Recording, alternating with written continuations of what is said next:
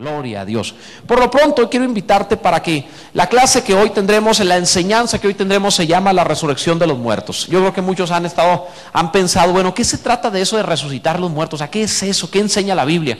Y recordándote que es una serie de estudios, está dentro de los fundamentos de la doctrina de Cristo, es decir, es una base que todo cristiano debe conocer. ¿Cómo funciona este asunto de la resurrección al final de los tiempos? ¿Cómo será? ¿Y cómo vamos a resucitar? ¿Qué cuerpo tendremos? ¿Qué habilidades tendremos cuando resucitemos? Etcétera, etcétera. ¿Todos vamos a resucitar al mismo tiempo? ¿Todos vamos a resucitar igual? ¿O algunos van a ser más bonitos que otros? Etcétera, etcétera, ¿verdad? Entonces, es que en serio, todo eso tiene que ver. Hoy te voy a hablar acerca de eso y sí tiene algunas características, todo eso. Así que quiero que lo veamos. Para eso te invito a abrir, por favor, la Biblia. Hebreos capítulo 6, versículo 2, por favor. Gloria a Dios. Hebreos capítulo 6, verso 2. Mira lo que dice la palabra del Señor. Dios es bueno.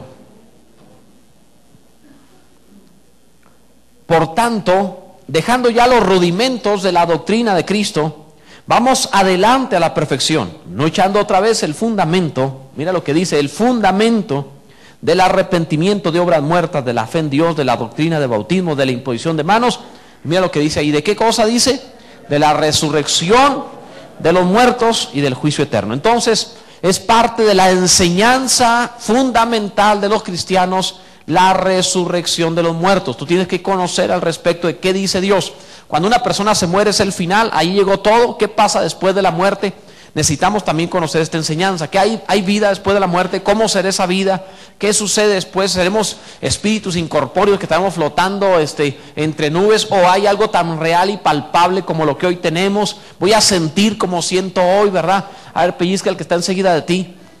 Mi hermano en la eternidad va a sentir igual como ahorita, como me va a mirar igual como me miró. O sea, todo ese tipo de preguntas, ¿verdad? Que conviene entender, ¿verdad?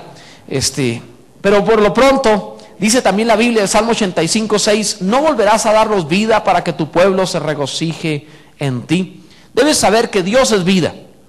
La muerte es la ausencia de Dios. La muerte no es algo que existe, sino es algo que no existe. Es decir, la muerte no es por algo que hay, sino más bien por algo que falta. Dios es la vida y la muerte es la ausencia de Dios. A menos Dios, más muerte. La muerte incipiente es el envejecer, el enfermar y morir. Pero en este sentido, cuando Dios hizo al hombre, en el principio lo había creado para que no muriese. Sin embargo, el hombre, en lugar de escoger el árbol de la vida, escogió el árbol de la ciencia, el bien y el mal, y por sentencia divina comenzó a morir, comenzó a envejecer. Y todo en el hombre murió. No solamente murió el cuerpo.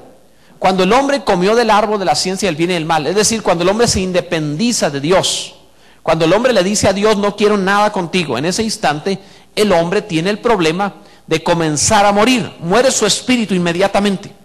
Perdió toda capacidad de relacionarse con Dios. Ya no más relación con Dios. Después de haber muerto su espíritu, el hombre comenzó a morir almáticamente. ¿Qué quiere decir esto? Las emociones contienen el alma contiene las emociones, contiene los pensamientos y contiene la voluntad. Es lo que somos. Entonces, cuando el hombre murió, cuando el hombre pecó, su alma comenzó a morir. Es decir, sus emociones se distorsionaron y se volvió no tan buena persona. Empezó a tener malos pensamientos y su mente se distorsionó hacia el mal. Y su voluntad se inclinó hacia el mal. La muerte del alma.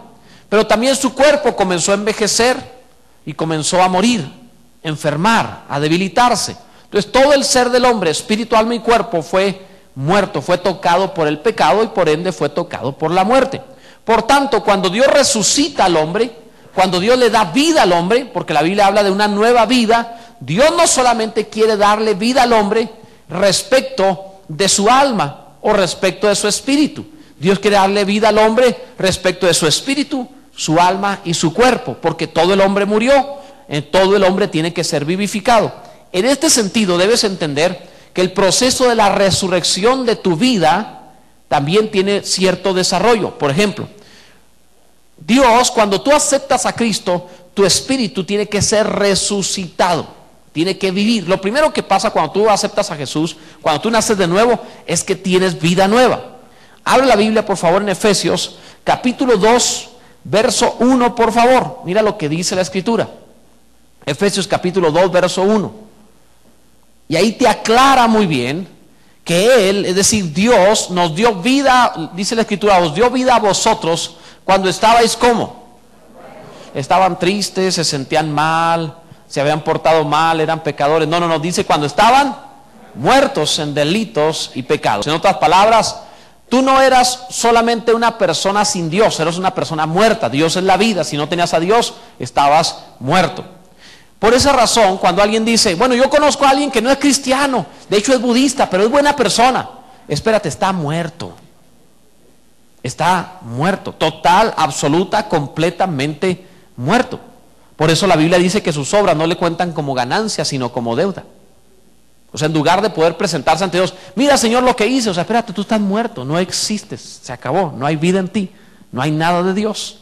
Entonces tienes que entender que Dios no mejora a la gente, Dios le da nueva vida. Entonces Dios no mejora a un muerto, Dios lo hace nacer de nuevo. No es tal cosa como hablar de reencarnación, sino que tú mismo estabas muerto en Cristo y ahora estás vivo en Cristo Jesús. Entonces cuando estabais muertos en delitos y pecados, ¿qué sigue diciendo la palabra? ¿Qué dice enseguida? Mira Efesios capítulo 2, en los cuales anduviste. Bueno, pásate hasta el versículo 5, por favor, para tratar de obviarlo un poquito. Ve el versículo 5. Aún estando nosotros muertos en pecados, nos dio vida juntamente con Cristo. Por gracia sois salvos. Y luego ve el verso siguiente también, que está interesante que lo veas juntamente con este. El verso siguiente te dice, y juntamente con Él, con Cristo, nos resucitó. Y asimismo nos hizo sentar en los lugares celestiales con Cristo Jesús. O sea, Dios te hizo nacer de nuevo. Dios te hizo ser una nueva criatura. Dios te resucita con Cristo, te lleva a los cielos y te sienta con Cristo en los cielos delante, al lado de Dios. O sea, para Dios, tú como cristiano no eres una persona que vive en este mundo. Para Dios tú estás sentado con Cristo enseguida de Él en el cielo. O sea, Dios no te ve a ti separado de Cristo si estás en Cristo. Entonces, ahora sí, cuando alguien dice, yo conozco a alguien que no es cristiano, pero es mejor que... Espera. Él está muerto y el creyente está sentado a la diestra del Padre por causa de Cristo Jesús. Gloria a Dios. O sea, es una distancia impresionante. Hablar desde el cementerio, compararlo a estar sentado a la diestra del Padre. Es totalmente opuesto, totalmente diferente. Es tan opuesto como hablar de muerte comparado con vida. Nunca compares jamás la muerte con la vida. Entonces, estábamos muertos, Él nos dio vida. Entonces, lo que Dios hizo cuando tú recibiste a Jesús, te resucitó inmediatamente, en ese instante. Tú en ese momento fuiste lleno de vida en tu espíritu. Pero tu alma y tu mente todavía no han sido resucitados del todo.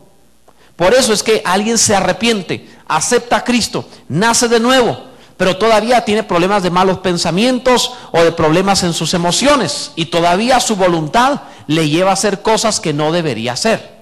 Y alguno dirá, ¿pero qué no es cristiano? Sí, su espíritu lo vivificaron, su espíritu lo resucitaron, pero su alma está en proceso de resurrección. Su alma no ha sido resucitada todavía. Ahora yo te invito a que abras Santiago 1:21, por favor, para que veas ahora. Bueno, ya terminamos con el espíritu, gloria a Dios, Dios lo resucitó. Tu espíritu está lleno de vida, y en cuanto a tu espíritu estás a la diestra del Padre. Pero en cuanto a tu espíritu, a tu alma, hay un proceso. Santiago 1:21. Dice la palabra, por lo cual, desechando toda inmundicia y abundancia de malicia, recibid con mansedumbre, ¿qué cosa? La palabra implantada, la cual puede salvar vuestras almas. A ver, vamos a entender. Si ves el contexto, Santiago le está hablando a los cristianos. ¿Por qué Santiago, que le está hablando a los cristianos, dice que la palabra de Dios puede salvar el alma de los cristianos? ¿Que no son salvos los cristianos? Sí, su espíritu ya fue vivificado, ya fue salvado, pero su alma está en proceso de salvación, en proceso de glorificación, en proceso de vivificación. Necesita que la palabra sea implantada en él, para que le pongan un nuevo corazón, una nueva mente, para que le cambien lo que piensa, para que le cambien lo que siente, para que le cambien o le dobleguen su voluntad. Y esto le puede llevar muchos años o toda la vida.